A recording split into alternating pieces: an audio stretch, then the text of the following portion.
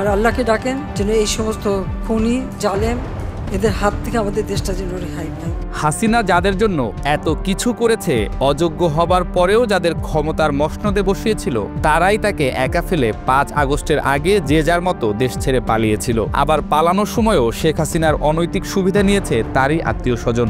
হাসিনা আর ফজলে নূর তাপসের ফাঁস হওয়া এক অডিওতে মিলেছে তার প্রমাণ। আমি এয়ারপোর্টে চলে আসছি, কিন্তু ওই জিওটা এখনো হয় নাই বলে এখানে করছে না। এই যে জিওটা অ্যাপ্লাই করে দিচ্ছি, কিন্তু হতে হতে তো 11টা 12টা বাজ পরে মানে তোমার ওখানে যেতে। তো আমি ইমিগ্রেশনে আসছি। সবচেয়ে হাস্যকর ও মর্মান্তিক খবর হচ্ছে, তল্পিতল্পা গুছিয়ে তাপস যখন সিঙ্গাপুরের উদ্দেশ্যে বিমানবন্দরে গিয়েছিল, তখন হাসিনা জানতো না যে তাপস পালাচ্ছে। কিন্তু বিপত্তি বাধে তখন যখন সংশ্লিষ্ট ইমিগ্রেশন অফিসার জিও অর্ডার ছাড়া তাপসকে ছাড়পত্র দিতে আপত্তি জানান। আমি একটু সিঙ্গাপুর যেতে যাচ্ছিলাম। হ্যাঁ যাও, তো আমি ইমিগ্রেশনে আসছি, একটু কাউকে ইমিগ্রেশনে বলা যাবে নাকি? ফ্লাইট এখনই ছেড়ে দিবে।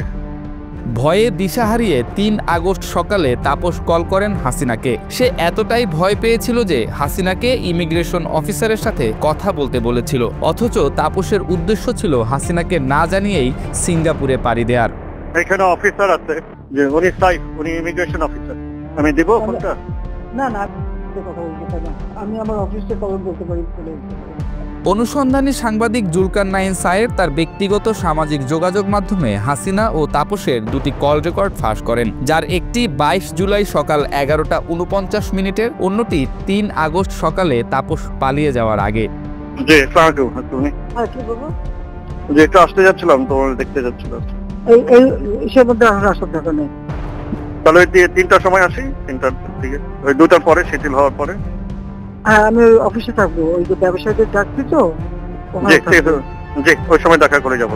৩ আগস্ট সারা দেশে লাশের মিছিল, সন্তানহারা মায়েদের আহাজারি, এসব কিছুকে দু পায়ে মারিয়ে শেখ পরিবারের লুটেরারা একে একে পালিয়েছেন সরকারি মদদে। জনগণের বুকে গুলি চালানো একটা অবৈধ সরকার এভাবেই বছরের পর বছর ধরে জনগণের রক্তে আর শ্রমে নিজেদের সম্পদের পাহাড় বানিয়েছিল, যার পতন হয় ৫ আগস্ট হাসিনার পালিয়ে যাওয়ার মধ্য দিয়ে।